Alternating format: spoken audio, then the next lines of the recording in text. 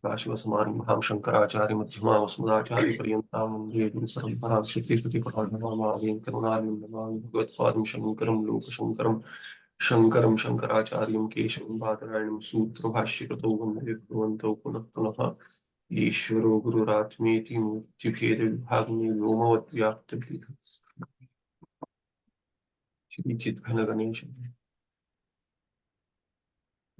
बुद्ध्यबोध्यं बुद्धेर्तृप्यं पारं सर्ववेदान्तवेद्यं प्रत्यक्परं तदेवान्नमत्त्वमेति मे निश्चिता मतिः।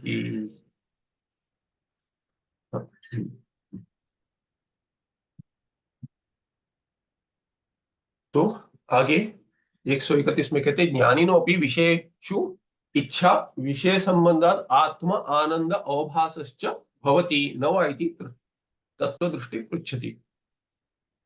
तो अब तक जो बताया वो तो सामान्य इससे बता दिया कि इच्छा जब भी उत्पन्न होती है तभी दुख का अनुभव होता है, क्योंकि अपने स्वरूप से दूर हट जाते हैं। तो इसीलिए क्या होता है कि सुख का प्रतिबिंब नहीं हो पाता। तो ये तो सामान्य विषय सबके विषय में बता दिया। तो ज्ञानी को भी ऐसे होता है कि नहीं होता, ये प्रश्न आया कि ज्ञानिनः अपि विषयेषु इच्छा, विषय में इच्छा होती है क्या ज्ञानी को? विषय संबंध होता है तभी क्या होगा, इच्छा होकर विषय संबंध करो, इच्छा होती है कि नहीं? इच्छा हो नहीं हो विषय संबंध तो होता है, क्योंकि प्रारब्ध शरीर है तो तब तक इंद्रिय का विषय के साथ संबंध होगा। यानी तो समाधि में होगा ऐसा नहीं है हमेशा। तो इसीलिए क्या है कि विषय संबंध आत्मा आनंद अवभासश्च भवति, और विषय संबंध से विषय से आत्मा का आनंद जो विषय में दिखता है भ्रांति से, ऐसा आनंद ज्ञानी को भी अभिव्यक्त होता है कि नहीं, ऐसे तत्वदृष्टि पूछ रहा है। हे सद्गुरु, विषय संबंधात् आत्मा आनंद अवभास क्रम अज्ञान विषय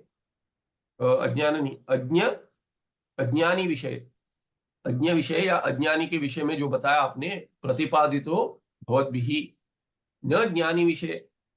तो अज्ञानी के विषय में तो आपने बता दिया कि कैसे सुख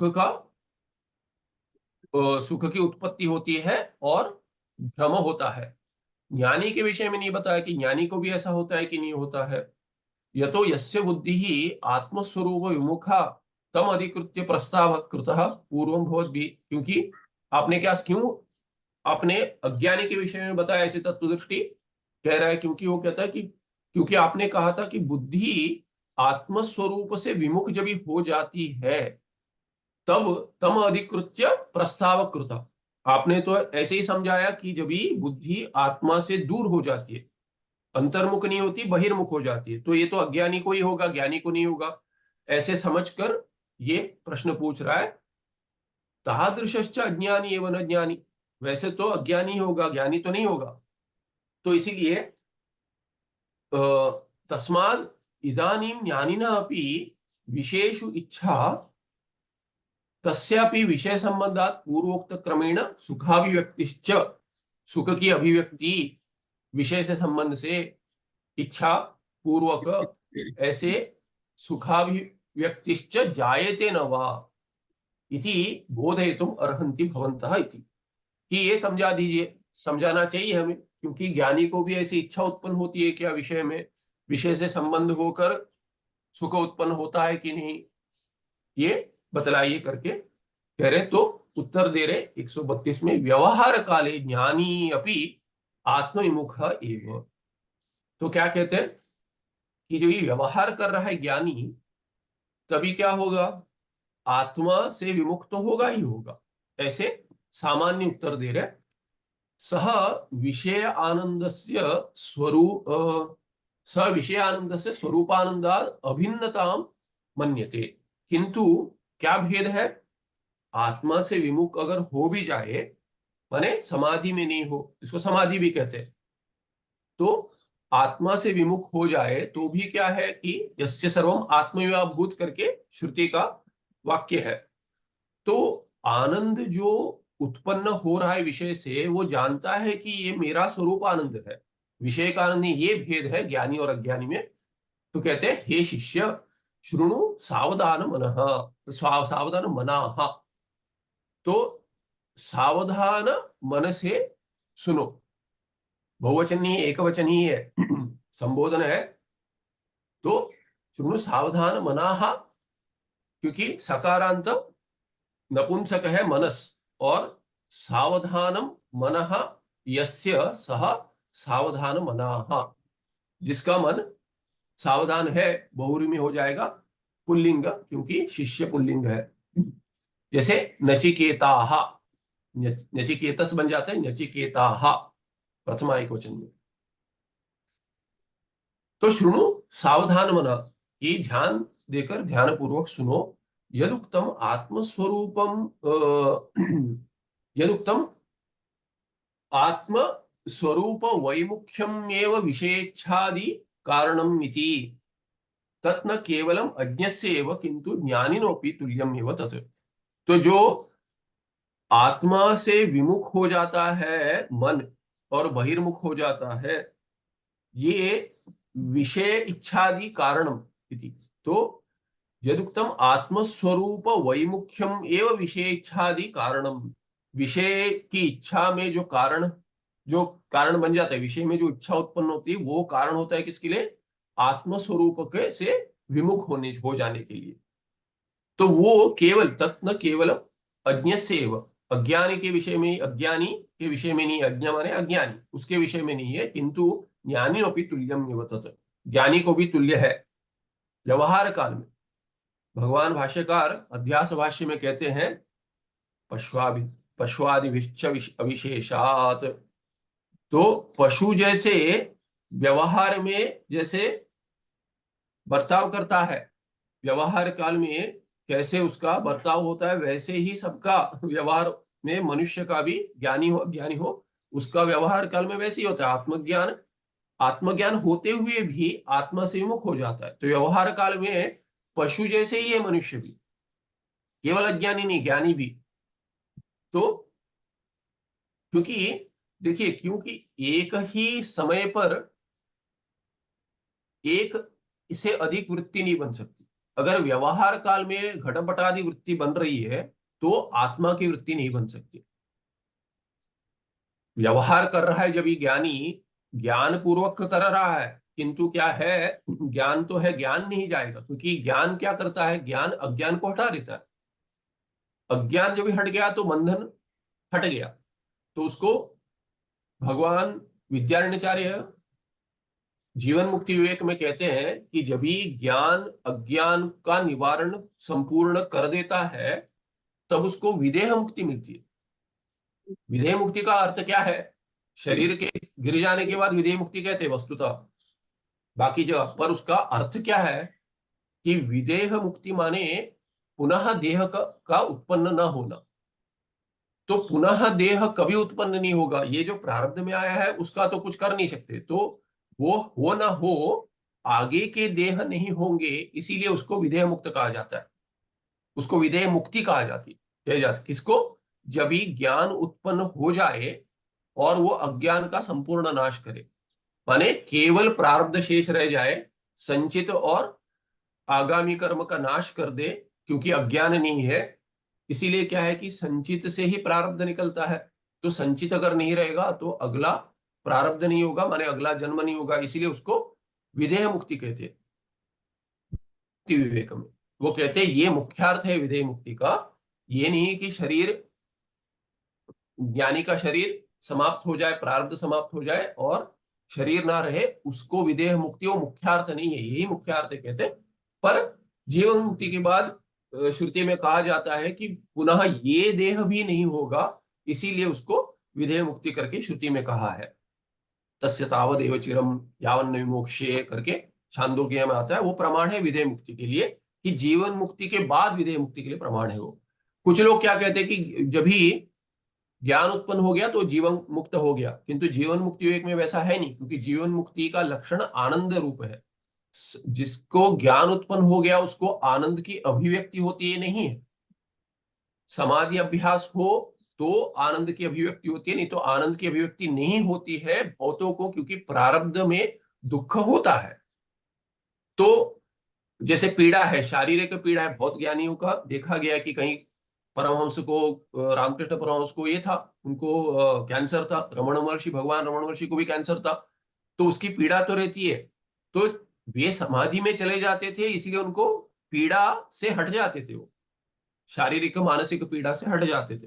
किंतु जो समाधि का अभ्यास नहीं करते, या जिनको योग की समाधि को नहीं मानते, कहते हैं नहीं वेदांत में उसकी आवश्यकता नहीं है, इसीलिए उसको दूर रख देते, तो उनको क्या है कि दुख का, पीड़ा का भोग करना पड़ता है, प्रारब्ध में शेष रह जाता है। तो भगवान विद्यारण्याचार्य कहते हैं जीवन मुक्ति युग में उनको क्या है कि क्या करना चाहिए, उनको समाधि का अभ्यास करना चाहिए करके वो कहते हैं, मनोनाश और वासना क्षय के लिए, क्योंकि वासना भी रह जाती है, ऐसा भी हो जाता है, इसीलिए क्या है कि ज्ञान स्थिर नहीं होता, निष्ठा नहीं मिल पाती, क्योंकि निष्ठा के लिए ही सन्यास है, और सन्यास में और क्या करना है, यही करना है, निधिध्यासन करना है, जो अगर विद्वत सन्यास हो तो, विविधिशा सन्यास हो तो श्रवण तो करते रहना चाहिए।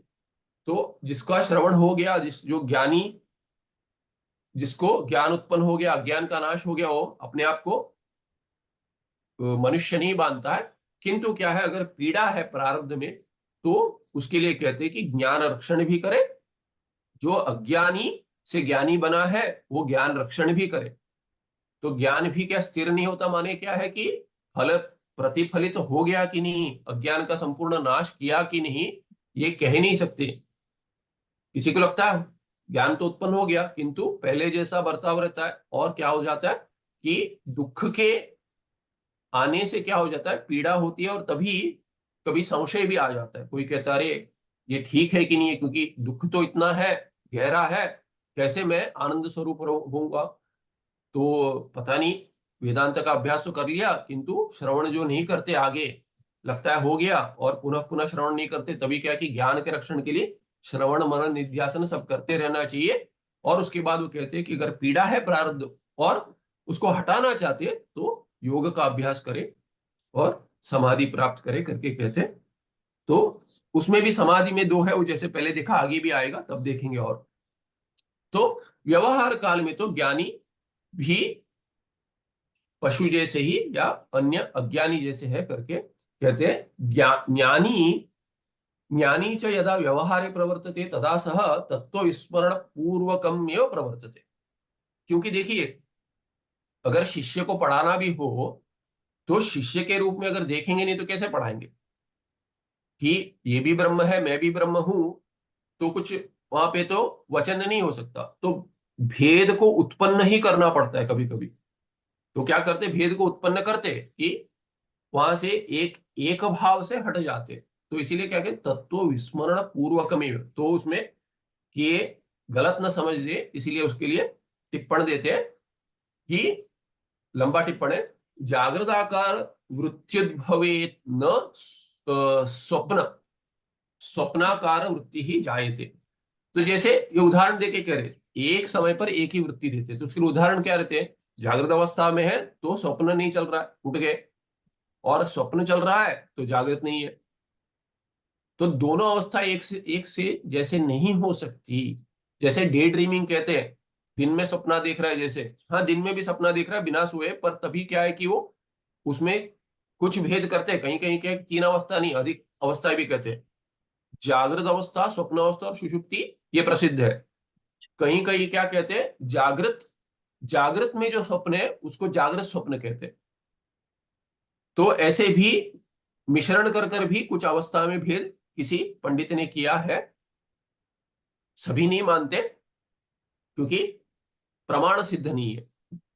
तो व्यवहार में अनुभव है, इसीलिए ऐसे भेद करने के लिए कहते हैं, किंतु प्रमाण सिद्ध नहीं है, माने श्रुति प्रमाण नहीं है उसके लिए, श्रुति स्मृति प्रमाण नहीं है। तो इसीलिए क्या है कि जागृत में है तो स्वप्न में नहीं है, स्वप्न में है तो जागृत में नहीं है। वैसे ही ये उदाहरण देकर आगे समझाएंगे, स्वप्नाकार वृत्त्युद्भवे च न जागृताकार वृत्ति ही जायते। वृत्ति एक ही होगी, स्वप्न वृत्ति होगी या तो जागृत वृत्ति होगी, जागृत होगी तो स्वप्न नहीं होगी, स्वप्न वृत्ति होगी तो जागृत वृत्ति नहीं होगी। एवं वैसे ही क्या है, ज्ञानी न बुद्धि ही यदा आत्माकारा तदा न अनात्माकारा भवति, यदा अनात्माकारा तदा न आत्मकारा भवति। जब भी ब्रह्माकार आत्माकार वृत्ति है तभी विषयाकार वृत्ति नहीं होगी, और विषयाकार वृत्ति है क्योंकि शिष्य को देख रहा है, घटपट आदि शास्त्र इत्यादि देखकर व्यवहार कर रहे हैं, तभी व्यवहार काल में भिक्षाटन कर रहे हैं, भोजन कर रहे हैं, तभी जब ये भोजन खा रहे दिख रहा है, तभी क्या है कि वो वृत्ति अगर बन रही है कि क्या खा रहा हूं पता है, अगर किसी किसी होता है पता भी नहीं, खिलाना पड़ता है, ऐसे भी होता है। कोई कोई ज्ञानी होते हैं, उनका संस्कार ऐसा होता है कि प्रारब्ध शरीर में ही शेष रह जाता है, अंतःकरण तो लीन हो जाता है, समाधि में जाते ही रहते, तो उनको खिलाना पड़ता है। आगे आएगा इसके लिए योग वासिष्ठा से, योग वासिष्ठ में 7 भूमिका बताइए। तो सातों भूमिका में कैसे ज्ञानी का व्यवहार होता है प्रारब्धवश से, वो समझाया है कि कैसे ज्ञानी में भेद होता है, कि कितने समय समाधि में रहते हैं, कितने समय व्यवहार में रहते हैं, उससे भेद होते रहता है। तो वैसे 7 भूमिका, सप्त भूमिका करके कहते हैं, वो उसमें आता है, आगे इस ग्रंथ में बताएंगे। जीवन मुक्ति विवेक में भी इसकी चर्चा होती है। तो इसीलिए कहते हैं यद्यपि एक अंतःकरण अधिकरण का भिन्न विषय का सामान्य विशेष रूप वृत्तिद्वयम युगपज्जायेत। लंबा समास से कहते हैं यद्यपि एक अंतःकरण, एक ही अंतःकरण में क्या है, वो अधिकरण बनेगा, वृत्तियां अधिक अंतःकरण में होंगी, इसलिए वृत्तियों का अधिकरण बन गया अंतःकरण। तो कहते हैं एक अंतःकरण, एक ही अंतःकरण में जो अधिकरण होकर भिन्न विषय का सामान्य विशेष रूप वृत्ति द्वयम युगपत जायेत, उस अधिकरण अंतःकरण में एक ही जो है, उसमें भिन्न विषय वाले, भिन्न विषय का सामान्य, ये देखिए जहां पे भी कप प्रत्यय आता नहीं है, देखिए एक अंतःकरण अधिकरण का, ये कप प्रत्यय अधिकतर, बहुरी अंत कप प्रत्यय, कप प्रत्यय माने पकार चला जाएगा, हलंत्य मित्तस्य लोपा क बच जाएगा। तो ये क्या है कि ये आवश्यक नहीं है कि हो, पर ये जब भी हो लंबे समास में इसको जोड़ देते हैं कि आपको समझ में आए कि ये बहुरी है, कहाँ पदच्छेद हो जाए बहुरी कर, इसके लिए क्या है कि ये क जोड़ देते हैं ऐसे। तो ये अधिकरणक विषयक, जब ये सुनते हैं तो ये बहुरी अधिकतर समझ लीजिए, कभी कभी कर्मधारय भी होता है, पर जब ये लंबे समास में जोड़ते हैं ये बहुरी है करके दिखलाता है। तो एक अंतःकरण अधिकरणक भिन्न विषयक सामान्य विशेष रूप वृत्ति द्वयम, तो सामान्य वृत्ति और विशेष वृत्ति, तो सामान्य रूप वृत्ति और विशेष रूप वृत्ति, ऐसे इसमें द्वंद्व हो जाएगा, इसलिए वृत्ति को एक ही बार बताया है। तो सामान्य और विशेष रूप, ऐसे सामान्य और विशेष रूप के वृत्ति, तो दो हो गए, दो वृत्तियां एक ही अंतःकरण में जो अधिकरण बनता है उसका, और ये क्या है कि भिन्न विषय के, सामान्य रूप वृत्ति जो है उसको क्या कहेंगे, विशेष रूप वृत्ति से भिन्न कहेंगे, इसीलिए भिन्न विषय के, उसका विषय भिन्न है। तो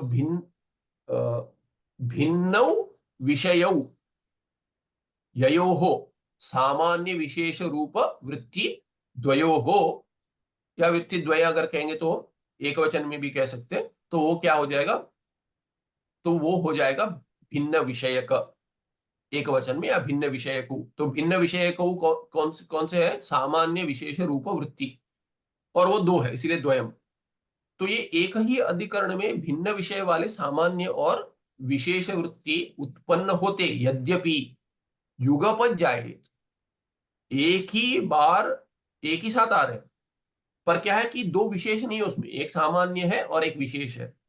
तो सामान्य और विशेष वृत्तियां एक साथ एक ही अंतःकरण में भिन्न विषय होते हुए भी यद्यपि युगपत जायेत आते हैं, उद्भव होते हैं, उत्पन्न होते हैं, तथापि विशेष रूप वृत्ति द्वयम तु नैव जायेत, विशेष रूप दो वृत्तियां एक साथ एक ही अंतःकरण अधिकरण में उत्पन्न नहीं हो सकती।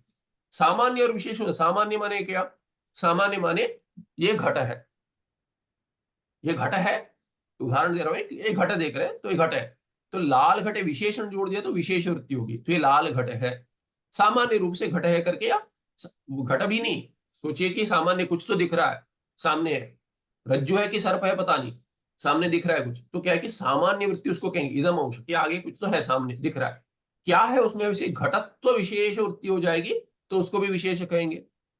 या तो घट के साथ लाल विशेषण बन जाएगा, तो घट तो दिख रहा है तो लाल घट करके विशेषण जुड़ गया तो विशेष वृत्ति होगी। तो सामान्य घट रूप वृत्ति और विशेष एक वृत्ति लाल रंग है ऐसे उत्पन्न एक साथ हो सकती, किंतु दो विशेष वृत्तियां एक साथ उत्पन्न नहीं हो सकती। तो क्या कहते, यथा उदाहरण देते, यथा व्यवहार अंतरासक्त पुरुष पेटिकास्तद्धनम हस्तेन स्पृशन्नपि न स्मरति तद्धनम व्यवहार अवसाने तो तद्धनम स्मरति। तो कहते हैं देखिए, गल्ले पे बैठा है दुकान में, बात कर रहे हैं और आपने दे दिया पैसा और वो छुट्टे देना चाह रहा है, तो जो ड्रॉर इत्यादि रखते हैं उस खोलकर उसमें बात करते कर उसने पैसे धन रख दिया और छुट्टे देने करके निकाल के ये कर रहा। पर जैसे अगर समझिए कि ये देना है, रुपए का देना है, कि एक नाणा देना है, कि वो 5 रुपए का सिक्का देना है, तो सिक्का हाथ रखा है पर हाथ में है पता नहीं, क्योंकि बात कर रहा है, ऐसे ही बात करते करते ग्राहक से बात कर रहा है और हाथ में धन है पर कितना है क्या है कुछ नहीं समझा, कितना दिया कितना देना है ये पता नहीं है। देखा, पहले देखा, लिया पैसा और बात करते करते हाँ करके ड्रॉर मैट पर हाथ में होते हुए पता नहीं है कि कितना धन है, क्या है, कितना देना है। तो वैसे क्या होता है, क्योंकि वृत्तियां क्या बन रही है, जो बात कर रहे हैं उस विषय में वृत्तियां बन रही है मन में, तो पैसे की ओर ध्यान नहीं गया है कि कितना है। वो उदाहरण देकर कह रहे, यथा व्यवहार, व्यवहार अंतरा सकता, अन्य व्यवहार में, अन्य व्यवहार में जो जुड़ा हुआ है, आसक्त है, उस पुरुष को पेटिकास्थ धनम, कि पेटिका में धन है, वो हस्ते ने स्पृशन भी, हाथ में है फिर भी क्या, न स्मरति तद्धनम, वो तो ध्यान नहीं है वहां पे कि अरे कितना पैसा है, क्या दिया, कितना देना है। जब बात में विराम आ जाएगा तब देखेगा, अरे इतना देना है, अच्छा आपने ज्यादा दे दिया, इतना वापस देना है। तो वैसे ही क्या होता है कि एक काल में एक ही वृत्ति बनेगी। तो कहते हैं व्यवहार अवसाने तू तद धनम स्मरति, किंतु हाथ में पैसा ये कभी स्मरण हो जाएगा, अरे आपने तो पैसे दे दिए, तो बात करते कभी कभी पैसा दिया कि नहीं पता, अगर छोड़ देगा हाथ से तो हो सकता है भूल जाए, अरे दिया था आपने, मैंने देखा नहीं, होता है कभी कभी। तो एवं एव ज्ञानी अपि व्यवहार दशायाम यदा विषयाभिमुखो भवति तदा तस्य तत्व स्मरणम भवति।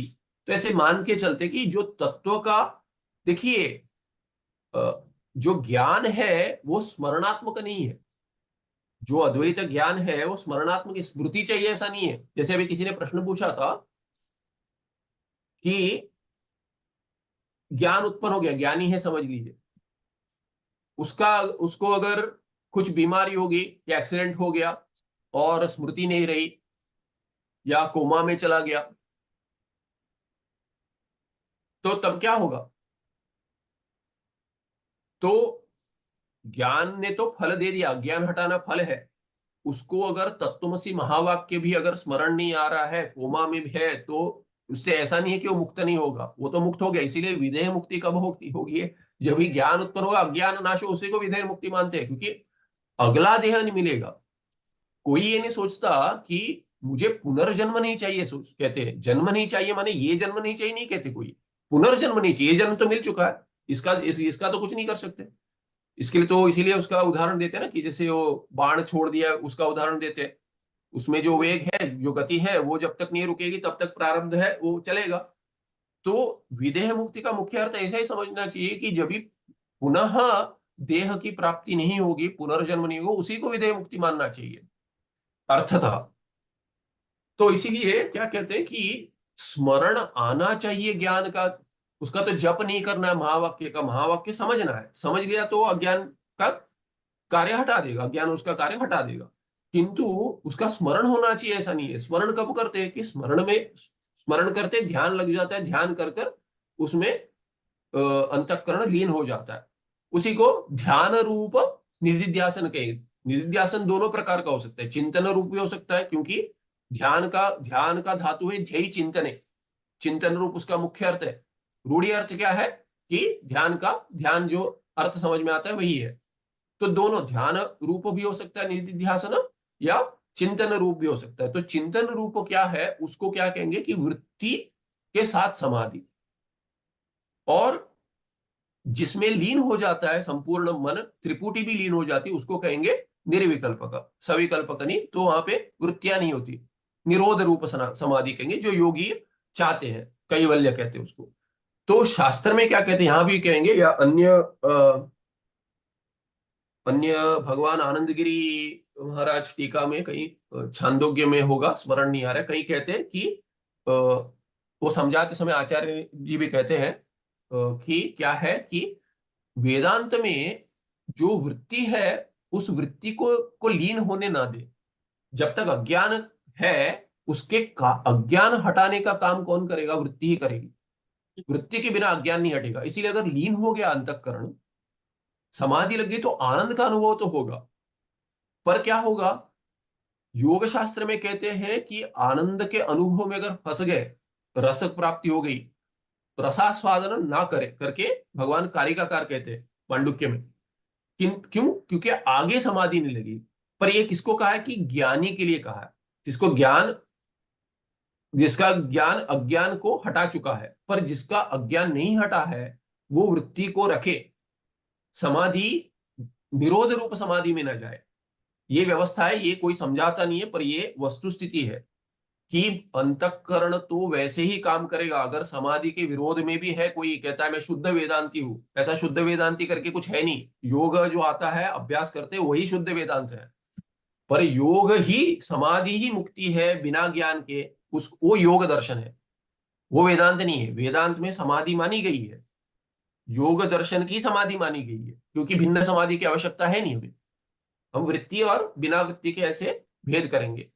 पर वृत्ति अज्ञान को हटाती है, और अज्ञान जब तक नहीं हटे वृत्ति रखे, इसलिए निरोध रूप समाधि न ले। किंतु निरोध रूप समाधि से क्या लाभ होगा फिर?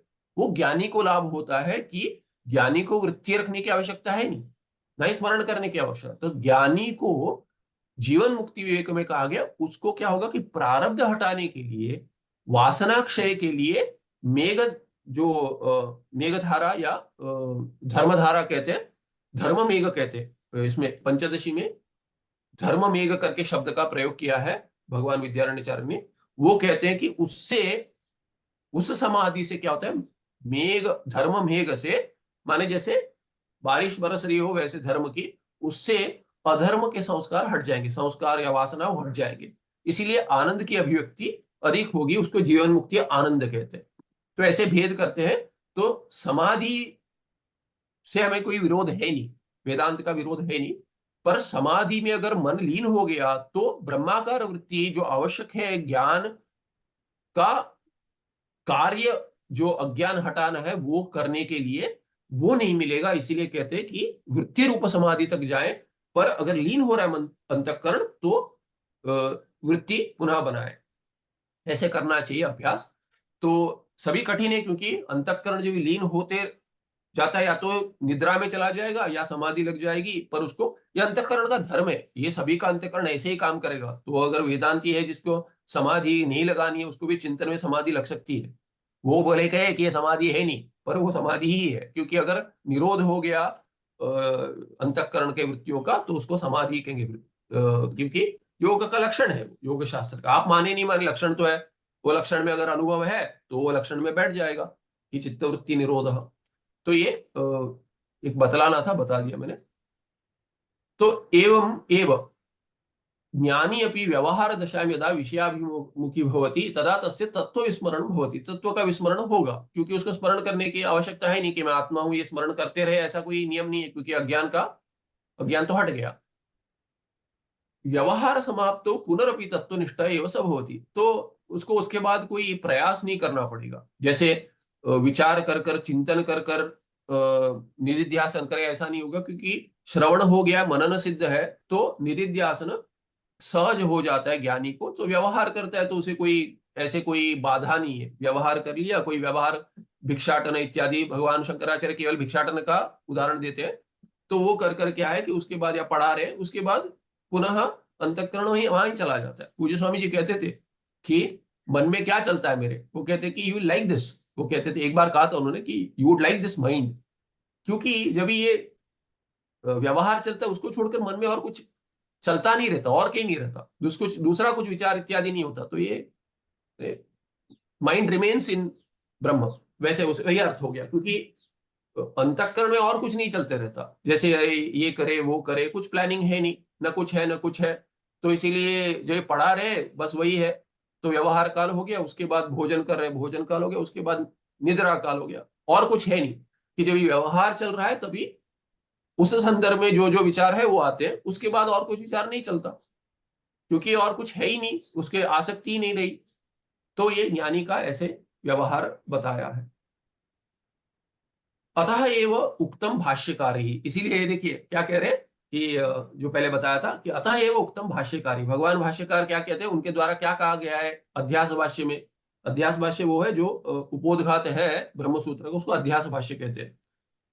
श्री भगवत पूज्य पादे ही भाष्यकारे ही अध्यास प्रकरणे, अध्यास प्रकरण अध्यास भाष्य में पश्वादि विश्चा विशेषात की पश्वादि, पशु मनुष्य इत्यादि बाकी जो अज्ञानी है उनके पशु पक्षी का जो व्यवहार होता है व्यवहार काल में, उसमें क्या करते हैं अविशेष, उसमें जो उनका उनके और इसमें ज्ञानी में कोई भेद नहीं है। व्यवहार काल में जैसे वो व्यवहार करते हैं और उसमें उदाहरण देते हैं, जैसे गाय को अगर हरी घास दे दे मनुष्य, अगर हाथ में हरी घास, तो गाय आती है पास में, और अगर डंडा लेके रखे तो भाग जाती है।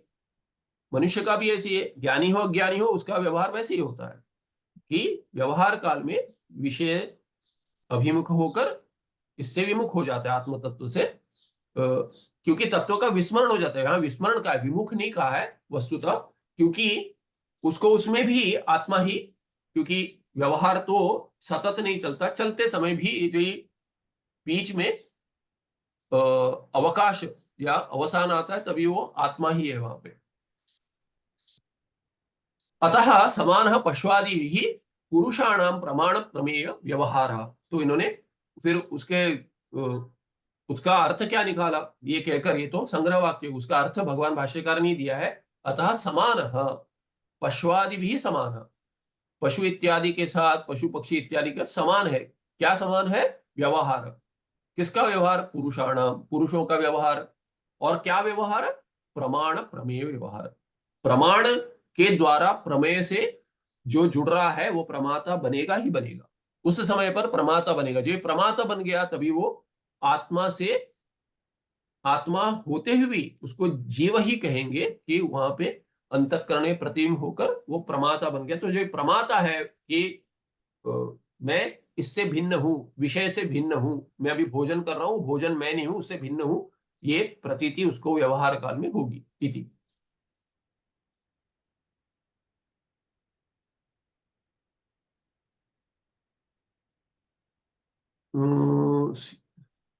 कहाँ पे था ये? विषय प्रवृत्ति काले, हाँ, तो उसके बाद कहते हैं विषय प्रवृत्ति काले अज्ञवद आस्ते ज्ञानी अपी। तो ज्ञानी भी अज्ञानी जैसे ही रहता है कभी विषय प्रवृत्ति काले, केवल विषय में जो प्रवृत्ति हो रही है उस काल में, बस उसी काल में अज्ञानी जैसे ही ज्ञानी भी रहता है। ज्ञानिनो ही चित्तम सदा एव आत्माकार में यदि स्यात् तदा तस्य जीवन आदि निमित्त भोजन आदि व्यवहारोपि न सिद्ध्येत। क्यों मानते हैं ऐसे? क्योंकि कहते हैं अगर ज्ञानी के चित्त, ज्ञानी नहीं चित्तम, अगर क्या होगा? सदैव आत्माकारम एव, सदैव आत्माकारम एव यदि स्यात्, अगर ऐसा होता कि ओ ज्ञानी तो कभी भी आत्मा में रहता है सदा, उसका उसका चित्त माने अंतःकरण, अंतःकरण अगर कभी भी आत्मा में रहे तो क्या कहते हैं? तदा तस्य जीवनादि निमित्त भोजनादि व्यवहारोपि न सिद्ध्येत। कि भोजन कैसे करेगा? आत्मा में होगा तो भोजन नहीं करेगा। भूख कैसे लगेगी? समाधि में जो रहते हैं उनको भूख नहीं लगती, आत्मा में लगे, इसका अर्थ यही है। समाधि करके मानकर चलिए, जैसे अगर आपने रामकृष्ण परमहंस पढ़ा होगा, कथामृत इत्यादि उसमें आता है, तो शरीर ही जो भूल जाता है उसको भूख कहां से लगेगी? इसीलिए क्या है कि वो सप्त भूमिका में कहते हैं कुछ, इसमें क्या है कि कभी उससे बाहर आकर कि जब ये भूख लगती है तभी अपने आप बाहर आ जाते हैं, क्योंकि प्रारब्ध में रहता है, वो प्रारब्ध में भोग है, तो भूख लगाकर समाधि तोड़ देगा। तो परमहंस क्या कहते थे कि कुछ इच्छा नहीं रही, तब क्या होता है कि समाधि से बाहर नहीं आ सकता हूं मैं। तो वो क्या कहते हैं उसमें कि समाधि में कभी भी जा सकते थे, पर अगर समाधि में जाएंगे करके पता होता तो क्या करते कि इच्छा उत्पन्न करते थे वो, कि कुछ मिठाई खानी है करके सोचते थे, अरे मीठा खा लेंगे, तो मिठाई की इच्छा बन गई, तो उससे संस्कार हो गए कि खाने की इच्छा है, इसीलिए समाधि टूट जाती थी। वो कहते हैं क्योंकि मुझे रहना है, उनके भक्त इत्यादि प्रिय थे, तो कहते थे कि वो भेद रखना है मुझे, इसीलिए वो क्या कहते थे कि भेद की इच्छा रखकर ही जाते थे कि कुछ खाना है, मीठा खाना है तो उससे समाधि टूटती थी एक समय के बाद, तो प्रारब्ध से टूट जाता है। तो ऐसे भी करते, ऐसा भी एक माने माना जाता है कि ऐसे भी ज्ञानी होते हैं। कुछ होते हैं जिनको तो की इच्छा ही उत्पन्न नहीं होती, उनको खिलाना पड़ता है शरीर रखने के लिए, भक्तजन या जो शिष्य वर्ग करते हैं। कुछ लोगों को तो क्या है कि वो खिला भी नहीं सकते, वैसे हो जाते थे कि कुछ कर नहीं सकते, कि वो ना ही उनसे व्यवहार करा सकते, ऐसे नहीं स्वयं करते हैं ना ही करा सकते, तो ऐसे सप्त भूमिका बताई गई है। तस्माद आत्मयोग का बुद्धि ही उभयो समाह। इसीलिए क्या है कि इस बुद्धि समा है कि आत्म से विमुख होना, ये दोनों को समान है, क्योंकि भोजन का इसीलिए क्या है कि अगर नहीं होता, देखिए, तो ज्ञानी और अज्ञानी में भेद तो किसी को भी समझ में आ जाता, पर होता नहीं है ऐसा। चित्तप्रज्ञ से का भाषा, कुछ कहा नहीं कि इदम इत्थम ऐसे है, ऐसे पहचानो करके भगवान नहीं कहते कि वो भी बैठता है, वो भी खाता है, वो भी टहलता है, तो क्या कैसे समझेंगे। तो श्रोत्रियत्व, इसीलिए श्रोत्रिय लक्षण दिया है दूसरा कि गुरु का, कि श्रोत्रिय के पास जाए। अज्ञस्य बुद्धि सदा विषयासक्तत्वाद आत्मविमुखा एव तिष्ठति। पर क्या भेद है, अज्ञस्य बुद्धि, अज्ञानी की जो बुद्धि है, सदा कभी कभी भी क्या होता है, विषयासक्तत्वाद, विषय में कभी भी आसक्ति होती है। इसीलिए क्या है कि उसके बुद्धि में कभी भी आसक्ति होती है, ये नहीं चाहिए तो वो चाहिए। भोजन हो गया, पेट भरने तक भोजन में इच्छा है, वो ज्ञानी को भी है, पर अज्ञानी को पेट भरने के बाद दूसरी इच्छा भी है। उस समय भोजन करने के बाद कर रहा है, सोचता है इसके बाद ये करूंगा, इसके बाद 1 घंटा सो लेता हूँ, उसके बाद टहलने जाना है, ये करना है, उससे मिलना है, इससे मिलना है, ये तो कभी भी चलते रहता है। सुषुप्ति से सुबह उठे पहले क्या करना है, यही सोचता है। अरे यार, नींद खुल जाए तो थोड़ा सोना है, पहले तो अलार्म स्नूज करते रहो, और 15 मिनट और 15 मिनट, उसके बाद भी उठ जाए तो जब भी, हाँ अभी बहुत सो लिए, आज का दिन क्या करना है, कौन सा दिन है, क्या क्या है आज, जो कल ही सोच के रखा था, डायरी में है, दिमाग की डायरी में, आज की ये करना है, वो करना है, तो ये होता है। तो विषयासक्तत्वाद अज्ञानी को क्या हो जाता है, बुद्धि आत्मविमुखा एव, आत्मना विमुखा, आत्मा से विमुख ही है, कभी भी रहती है। एव तिष्ठति। ज्ञानिनस्तु बुद्धिः यदा आत्मनः विमुखा भवति तदा विषयेच्छा तत्संपर्कात् आत्मस्वरूपानंद अभिव्यक्तिश्च अज्ञस्य इव तस्यापि जायते। हाँ, ये तो तुल्य है कि अज्ञानी जैसे ज्ञानी को भी जब भी विषय अभिमुख हो जाती है बुद्धि, तभी क्या होता है, विषय के संपर्क के कारण प्रमाण प्रमेय व्यवहार हो रहा है, तभी वो प्रमाता बन गया, और तब क्या होगा, स्वरूप आनंद अभिव्यक्ति भी होगी उसको। स्वरूप के ही आनंद की अभिव्यक्ति विषय के संपर्क में भी होगी उसको, पर वो जानता है कि विषय से उत्पन्न नहीं हुआ है सुख, क्योंकि व्यवहार करना है, भोजन से सुख नहीं मिल रहा, उसको पता है भोजन से क्यों कर रहा है, क्योंकि भूख लगी है, ये रोग है, क्षुत पिपासा रोग ही है। सभी पशु को, कोई भी रोगी नहीं है, पर क्या है, देखिए, रोग जिसको नहीं है उसको भी क्षुत पिपासा रोग है, और वो भी जिसको नहीं है उसको संसरण रोग है। इसीलिए आयुर्वेद शास्त्र में भी संसार, संसरण, इसको जन्म मृत्यु ही सबसे बड़ा रोग माना गया। अंततोगत्वा उसका भी निवारण करे, तो पहले कहते हैं शारीरिक जो रोग है उसको निवारण, उसका निवारण करे, फिर कहते हैं कि मानसिक रोग है उसका निवारण करे, वो करने के बाद क्या करे, ध्यान इत्यादि करे, तो उसके बाद कहते हैं कि ये क्षुत पिपासा भी उस, इसलिए नियंत्रण रखे उस पर। आयुर्वेद शास्त्र में भी इसीलिए बहुत सारा पथ्य कहते हैं कि रोग के लिए अगर औषध देंगे तो भी औषध काम नहीं करेगा, कहेंगे केवल औषध से नहीं होगा, पथ्य करना पड़ेगा। इसीलिए क्षुत पिपासा का भी नियंत्रण है उसमें, वो भी रोग है। आगे चलकर अगर सब हो गया, उसके बाद कहते हैं जन्म मृत्यु से, वो भी कोई रोग ही है उससे, इसीलिए उसको संसार रोग कहते हैं, उससे भी चले जाए, ये भी आयुर्वेद का भी ध्येय यही है। तो इसीलिए क्या है कि शुद्ध पिपासा जो रोग है उसको औषध देना है, ये भोजन भिक्षाटन करता है उसके लिए, पर उसके बाद कोई इच्छा नहीं रहती, तो विषय के संपर्क से भोजन इत्यादि कर रहा है, तो उसके संपर्क समान अपि आनंद, तो ये हाँ, स्वरूप आनंद अभिव्यक्तिश्च अज्ञस्यैव तस्यापि जायते। तथापि, किंतु भेद क्या है, तो फिर तथापि अस्त्यत्र विशेषः विषय संपर्कात् भासमानो अपि आनंदः स्वस्वरूप आनंदात् न अतिरिच्यते। अपने स्वरूप आनंद से भिन्न नहीं है, विषय संपर्क से भी जो समान आनंद है, जो अज्ञानी को आनंद उत्पन्न हो रहा है वही आनंद ज्ञानी को भी हो रहा है, एक ही भोजन में, दोनों को प्रिय है, वही भोजन प्रिय है, समझिए। अरे ये आज ये बनाया है, ये मुझे प्रिय है, अज्ञानी कह रहा है, ज्ञानी कहता है मुझे भी प्रिय है, क्योंकि पूर्व संस्कार है। तो दोनों खाते, दोनों को भी आनंद उत्पन्न हो रहा है, वैसे ही आनंद उत्पन्न हो रहा है। किंतु ज्ञानी जानता है कि यह आनंद भोजन से उत्पन्न नहीं हुआ है, स्वरूपानंद से की अभिव्यक्ति है। अज्ञानी नहीं जानता, तो कहते हैं विषय संपर्कात भासमानो अपि आनंद स्वस्वरूप आनंदात न तिरिच्यते, ये विशेष है। किंतु तद आभास एव इति विजानाति ब्रह्मविद, ब्रह्मविद जानता है कि इसका आभास हो रहा है, मेरा ही स्वरूप, मेरे ही स्वरूप का आनंद भोजन खाने से ऐसे लग रहा है कि इससे उत्पन्न हो रहा है, किंतु है नहीं, ये प्रतिबिंबित हो रहा है, वो जानता है।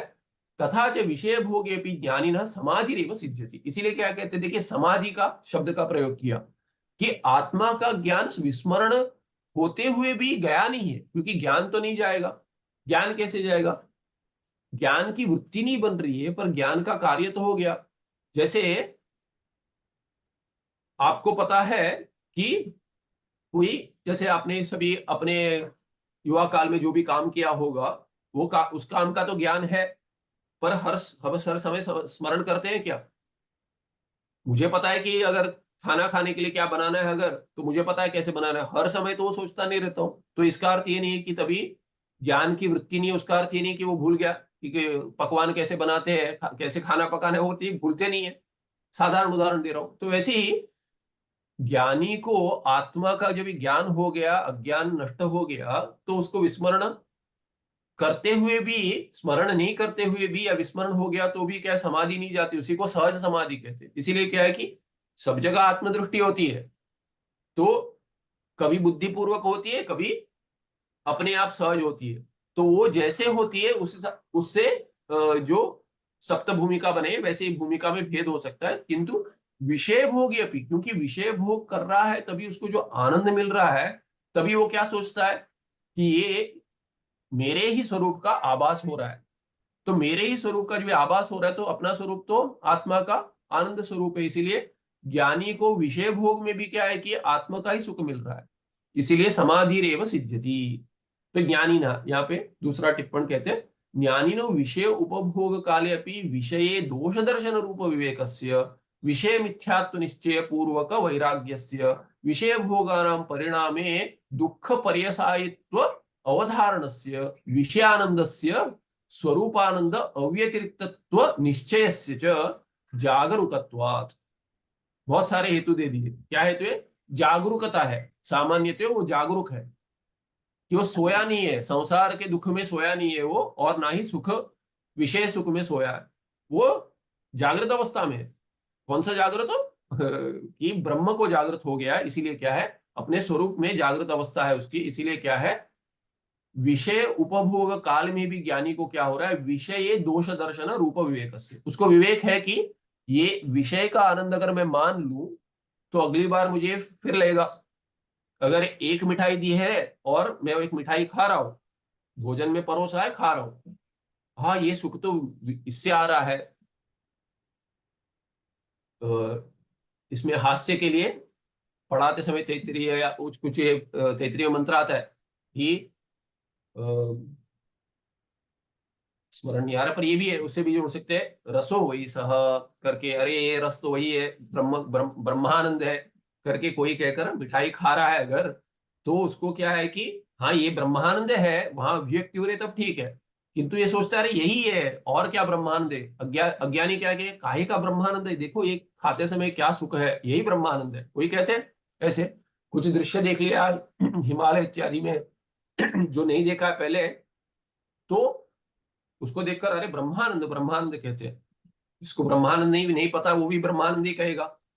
तो ऐसे अगर कह दे तो एक मिठाई तो और एक दे दे, इसे ही उत्पन्न हो रहा है, ऐसे अगर सोचे कोई तो क्या हो जाएगा कि, तो कहते हैं कि उसमें फंस जाएगा। इसीलिए दोष दर्शन रूप विवेक उसको होता है कि इसमें दोष, क्योंकि ये और खाने की इच्छा होगी, वासना बढ़ेंगी, तो उतना ही क्या है कि निधिध्यासन नहीं हो पाएगा। इसीलिए क्या है, वो विवेक होता है, भोग के समय में भी होता है। विषय मिथ्यात्व निश्चय पूर्वक वैराग्य से, और वैराग्य भी होता है। कैसा विषय वैराग्य?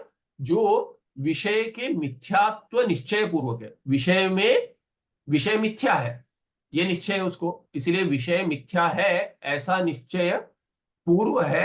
यहां पे देखिए क प्रत्यय है, तो विषय या विषयाः मिथ्या, विषय मिथ्या होगा, तस्य भाव विषय मिथ्यात्वम, विषय मिथ्यात्वे निश्चयः पूर्वम यस्य वैराग्यस्य तद्वैराग्यम विषय मिथ्यात्व निश्चय पूर्वकम वैराग्यम तस्य तस्य, तो उसके बाद कर्मधारय करके इसीलिए क प्रत्यय जोड़ दिया, पूर्व क हो गया, तो वो वैराग्य भी है। और विषय भोगा नाम परिणामी दुख पर्यवसायी तो अवधारणस्य, अवधारण में निश्चय है, क्या निश्चय है उसको, कि दुख ही अंत है। पर्यवसायित्व माने अंत, कि अंत क्या होगा इसका, विषय भोग का परिणाम, कि विषय भोग करने से क्या परिणाम होगा अंतःकरण में, दुख ही होगा आगे चलकर, अंततोगत्वा दुख ही होगा, इसीलिए दुख पर्यसायित्व है इसमें, विषय भोग के परिणाम में, उसका अवधारण निश्चय है इसको। विषय आनंद से स्वरूपानंद अव्यतिरिक्तत्व निश्चय से, और अंत में क्या है उसको, और क्या है निश्चय है, क्या निश्चय है, कि ये जो विषय में आनंद है वो क्या है, विषय का आनंद जो है वो स्वरूप आनंद से अभिन्न है, भिन्न अव्यतिरिक्त माने अभिन्न है, वही है, मेरा ही स्वरूप आनंद वहां प्रतीत हो रहा है। ये समय हो गया, समाप्त कर देता हूं। स्वरूप अनुसंधान रूप समाधि सदृशत्वाच्च सिंहो माणवक इतिवत् ज्ञानिनः विषय उपभोगे समाधित्वोक्ति ही औपचारिकी। तो क्या कहते हैं कि स्वरूपान अनुसंधान रूप समाधि सदृशत्वाच्च, तो क्या कहते हैं, समाधि जो प्रयोग किया शब्द का, वो समझा रहे कि ऐसा नहीं कि समाधि में है, समाधि में भी क्या है कि आत्मा का आनंद मिलता है, और विषय में आनंद जो है वो ज्ञान पूर्वक इसको पता है कि ये मेरा ही आनंद है, इसीलिए उसको समाधि का उपचार किया, औपचारिक प्रयोग है।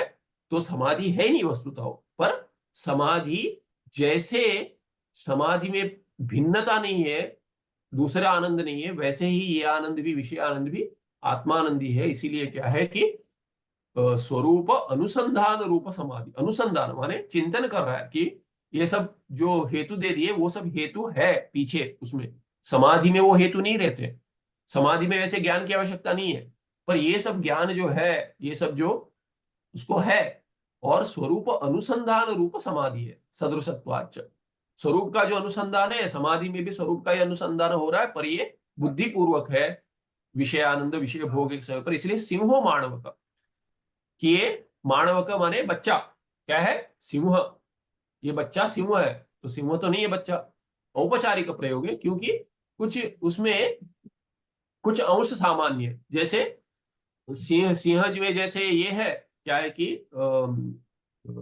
धैर्य है, वैसा धैर्य है उसमें, या कोई अरे सिंह सिंह जैसे करो तो, या क्रूरता कहीं निषेध मुख से, निषेध मुख या इससे क्या है कि निंदा अगर देखनी है तो सिंह जैसा है, अरे ये तो सिंह जैसे प्राणी जैसे, अगर ऐसे तुल्य कह रहे हैं तो वहां पे क्रूरता, ऐसे कोई विशेष देखकर उससे, विशेषण एक ही है उसमें उन दोनों में, इसीलिए वो देखकर कहते हैं गुण, गुण सामान्य से, तो गौण प्रयोग कहते हैं, इसलिए गुण के सामान्य से गौण प्रयोग कहते हैं या औपचारिक कहते हैं। ज्ञानी ने विषय उपभोगे समारित्योक्ति ही औपचारिक, ये उपचार किया।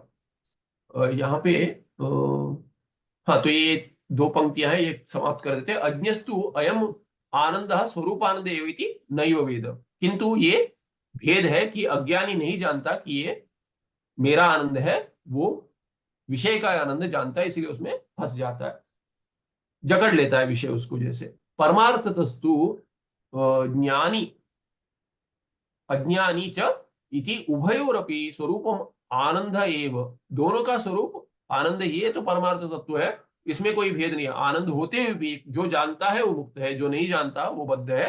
अज्ञ से विषय आनंद प्रतीति ही भ्रांति रेव, और क्या है, इसीलिए क्या है कि ये कहां से शुरू हुआ, वहीं पे समाप्त करते कि अज्ञ के विषय में, अज्ञानी जो है उसके उसमें अज्ञ से विषय में जो आनंद की प्रतीति हो रही है, जो तत्वदृष्टि ने पूछा था, तो वो तो भ्रांति ही है, क्योंकि उसमें है ही नहीं स्वरूप आनंद की अभिव्यक्ति हो रही। जो ज्ञानी का उदाहरण देके के ज्ञानी जानता है, अज्ञानी नहीं जानता, तो अज्ञानी नहीं जानता इसलिए उसकी भ्रांति है, वो गलत जानता है। आगे अगले पाठ में देखेंगे। सुखम नित्यं स्वप्रकाशम व्यापकं नामरूपे अधिष्ठानं बुद्ध्यो बोध्यं बुद्धेर्दृक्यतु पारं सर्ववेदान्त वेद्यं प्रत्यक् परम तदेव अन्नमत्वन्यदिति में निश्चिता मतिः। कोई प्रश्न है क्या? समय हो गया विषय का प्रश्न। आगे आगे थोड़ा है, उसके बाद ख्याति चतुष्टय आएगा, तो एक और पाठ, उसके बाद ख्याति आएंगे। ख्याति का अभ्यास किया कि किसी ने? ख्याति,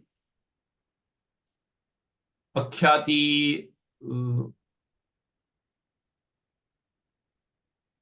आत्मख्याति, अख्याति, अन्यथा ख्याति। हाँ, ये थोड़ा थोड़ा पता है, बहुत डिटेल में नहीं पता है।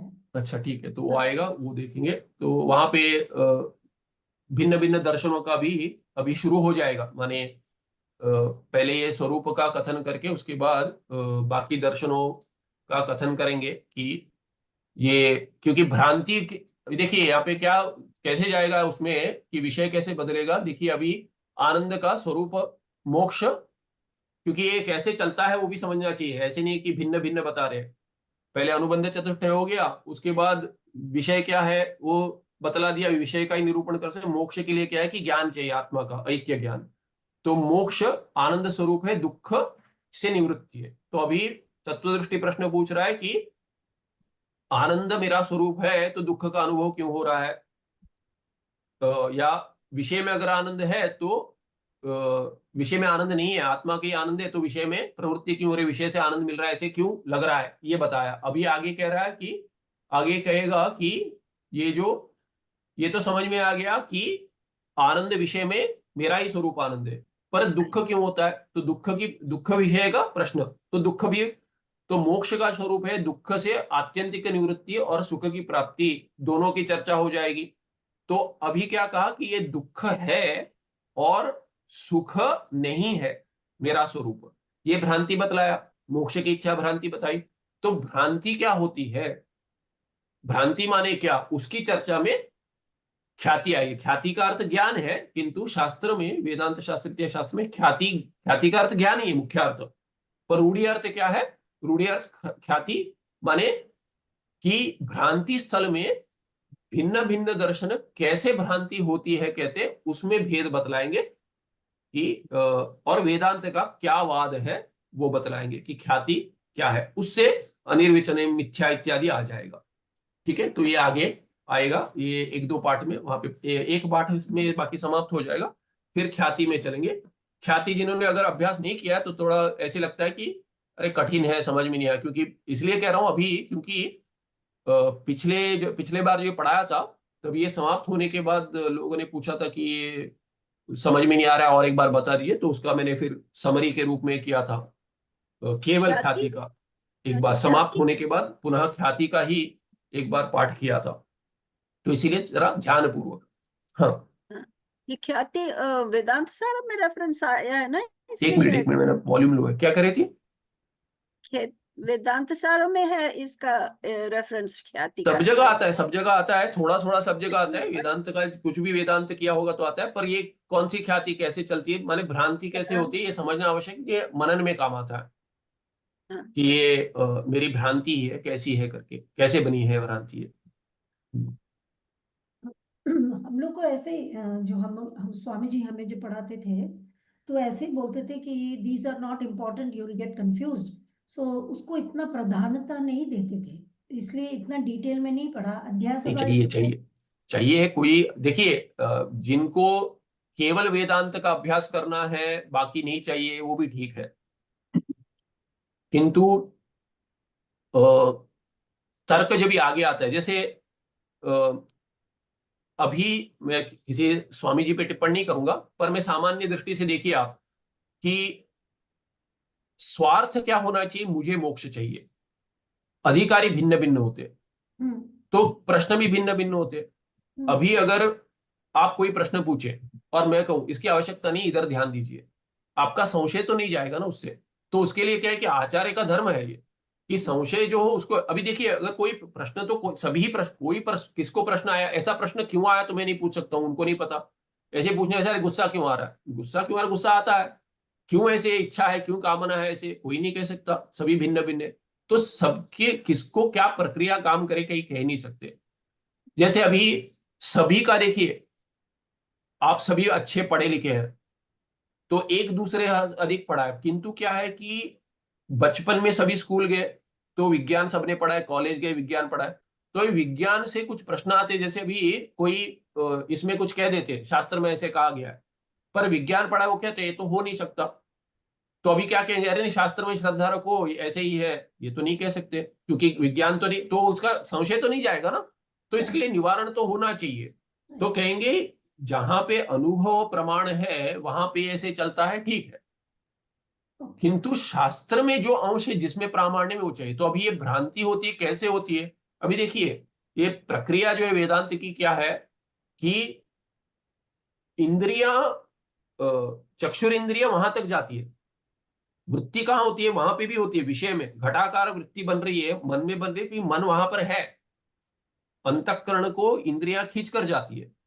पर विज्ञान में क्या कहेंगे कि प्रकाश आपके आंखों तक पहुंच रहा है, तो कोई यहां पे समन्वय प्रयत्न करते, किंतु देखिए हमें चाहिए मुक्ति, और मुक्ति के लिए जो प्रक्रिया है उस प्रक्रिया से ही समझे, उस प्रक्रिया से अगर समझेंगे उसमें विज्ञान न लाए। विज्ञान अगर लाया रहे तो चक्षु गोलक में अगर प्रकाश पहुंच रहा है, देखिए अगर वो सिद्ध भी हो चुका है कि ऐसे ही चलते हैं इंद्रियां, आंखें चलती है, पर इंद्रियां क्या, इंद्रियां तो सूक्ष्म है, तो इंद्रियां नहीं जाती, इसके लिए साइंस प्रमाण है नहीं कि इंद्रिय क्या है, इंद्रिय के लिए प्रमाण है ही नहीं, शास्त्र एक ही प्रमाण है। तो अगर प्रकाश आंखों पर पड़ रहा है, अगर ये भी मान लेते, किंतु इंद्रियां बाहर नहीं जा रही है, उसके लिए कोई विज्ञान का प्रमाण है ही नहीं उसमें। तो यहां पे जो प्रक्रिया है उसके साथ चलेंगे तो कैसे मोक्ष में काम करता है वो दिख जाता है हमको, कि कैसे वो, इसलिए वही ख्याति का भी अभ्यास इसके लिए करें, क्योंकि कोई कहेगा देखिए रज्जू में सर्प दिख रहा है, वो उदाहरण भ्रांति, वो कैसे दिख रहा है उसके लिए कहेंगे इस कारण दिख रहा है, उस कारण दिख रहा है। अभी देखिए मनन जो कर रहा है उसी के द्वारा संसार ऐसा ही करके बताएंगे। ये उदाहरण क्यों है, क्योंकि वैसे ही संसार चल रहा है, संसार भी जैसे अध्यस्त है आत्मा में, वैसे अध्यस्त है जैसे रज्जु में सर्प अध्यस्त है, क्षमा कीजिए। तो वैसे ही रज्जु में, जैसे रज्जु में सर्प अध्यस्त है, तो रज्जु में सर्प अध्यस्त एक कार्य कैसे कर रहा है समझना आवश्यक है, उसके लिए ख्याति आवश्यक है। तो अगर एक भी ख्याति, अगर जो मुख्य ख्याति है अनिर्वचनीय ख्याति वो समझ गए ठीक है, पर किसी किसी को क्या है कि वेदांत पढ़ा से अनिर्वचनीय है वो भी समझ में नहीं आता, अगर वो भी नहीं हो रहा है तो कैसे चलेगा। तो ऐसे नहीं करें कि सभी आवश्यकता है, कोई कोई जैसे अधिकारी में भेद करेंगे, यहाँ पे जितना कह रहे हैं उससे बहुत अधिक, बहुत सारे अधिक अधिक भिन्न भिन्न प्रक्रियाएं आगे आएंगी, क्योंकि मध्यम और अधम अधिकारी के लिए भी समझाना है, उसमें तो आगे तो जाके तर्क आएगा, तभी तो कितने शास्त्र का, कितने भिन्न भिन्न दर्शनों का क्या क्या अभिप्राय वो सब लेकर चलते हैं। तो जो तर्क का अभ्यास है वो वहां पे अधिक लगता है, और वहां पे दृष्टि सृष्टिवाद भी आएगा, पर दृष्टि सृष्टिवाद सबसे उत्तमवाद है, वो यहाँ पे आना चाहिए, पर वो उन्होंने वहां लिया है अधम अधिकारी के लिए है, इसके लिए नहीं लिया है कि अधम अधिकारी को दृष्टि सृष्टिवाद पढ़ाएंगे, वो कहते हैं कि ये उत्तम अधिकारी को ये जो समझ में आता है ये भी लगेगा आपको, इसमें भी तर्क का आप प्रयोग कर कर अधम को भी समझ में आ सकता है, ऐसी प्रक्रिया है। तो मैं तो मानता हूं कि जो जो शास्त्र में अस्मदाचार्य पर्यंतम, जैसे क्या है कि वो टीकाकार हो, भगवान भाष्यकार हो, भगवान टीकाकार हो, टिप्पणकार हो, भिन्न भिन्न आचार्य हो, संप्रदाय सांप्रदायिक हो, संप्रदाय में इन्होंने अभ्यास किया है, वो सभी, मुझे कामना है दूसरे को आ जाए। तो कोई ये नहीं चाहिए, ये चाहिए, आपको मोह हो जाएगा, ऐसे में नहीं कहूंगा। किसी को हो सकता है मोह छोड़ दे, one who gets confuse can drop it, but it is not needed for a particular person, he can drop it. पर जिनको लगता है कि हाँ रुचि है इसमें, आगे चलकर काम आए, क्योंकि आगे देखिए इतना ही कर रहे हैं, आगे अभ्यास करें तो उसकी तो आवश्यकता होगी, जिनको अभ्यास करना है, पढ़ाना है, वहां चाहिए। जिनको इतना ही है तत्वबोध पढ़ाना है, आपने कहा वेदांत, उसी में रहना ठीक है, भाष्य पढ़ाने तो चाहिए, क्योंकि तर्क जो होगा उसी पे होगा। भगवान भाष्यकार, भाष्य में तो आता ही है, बिना इसके तो भाष्य में कोई भाष्य का अभ्यास नहीं हो सकता। कुछ कुछ हो सकता है, कुछ नहीं हो सकता। अभी गीता का भी अभ्यास करेंगे, गीता भाष्य में सब कुछ आता है, वहां पे कम से कम थोड़ा तर्क, कम से कम सभी दर्शन का थोड़ा थोड़ा ज्ञान होना ही चाहिए, क्योंकि अगर पूर्व पक्ष ही समझ में नहीं आया तो क्या करेंगे। तो इसलिए जिनको इसका सब अभ्यास नहीं करना है उनके लिए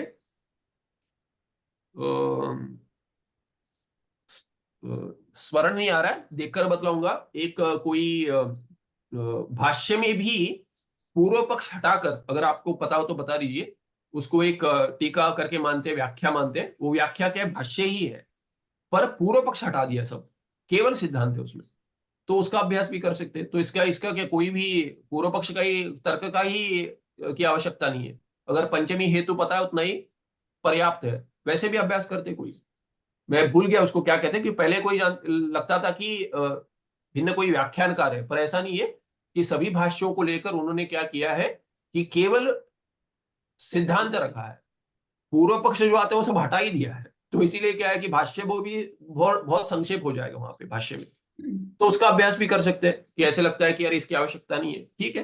कोई मानते हैं भाष्य पर्याप्त है, कोई कहता है कि मूल ही पर्याप्त है, कोई कहता है कि जितना करो उतना करते रहो, कि टीका भी चाहिए। मैं उस पक्ष में हूं कि हाँ सभी पर्याप्त है, जिसके लिए जो पर्याप्त है पर्याप्त है, तो क्यों अभ्यास कर रहे हैं, और क्या करना है कर रहे हैं। टीका भी रुचि है, क्योंकि भाष्य भी देखिए, भाष्य भी प्रसन्न गंभीर है, तो सूत्र जैसे जैसे विश्वतोमुख है, तो मेरा मत यह है कि भाष्य जब भी पढ़ते हैं वो भाष्य का अभ्यास है ही नहीं वस्तुतः, वो है मूल का अभ्यास। नहीं तो मूल के अभ्यास से अगर मूल की पढ़ाई हो जाती तो भिन्न भिन्न दर्शन को आपको मानना पड़ेगा। भिन्न भिन्न दर्शन ने मूल पर ही, अभी वेदांत में भी जो हुए हैं, विशिष्ट अद्वैत है, द्वैत है, द्वैताद्वैत है, शुद्धाद्वैत है, बहुत सारे हैं, तो उनका पक्ष क्यों नहीं मानते हम, क्योंकि भगवान भाष्यकार कहते कि नहीं वो ठीक नहीं है। तो भाष्य का अभ्यास क्यों कर रहे हैं, मूल समझने के लिए कर रहे हैं। तो मूल का अभ्यास भाष्य के द्वारा होता है, तो भाष्य का अभ्यास कैसे होगा, भाष्य से नहीं होगा, टीका से होगा। भाष्य का अभ्यास टीका का अभ्यास है, टीका जब पढ़ेंगे तभी भाष्य समझ में आता है, भाष्य का अभ्यास नहीं है वो। ये मेरा मत है, माने नहीं माने लगे किसी को। मैंने अपने आचार्य को बताया था, आचार्य जी अभी समाप्त हुआ था, मैंने कहा कि जैसे मूल का अभ्यास है वो भाष्य का अभ्यास नहीं है, भाष्य पढ़कर मूल, भाष्य जो पढ़ते हैं उससे मूल समझ में आता है। वैसे ही भाष्य कैसे समझ में आएगा, बोला टीका से आएगा।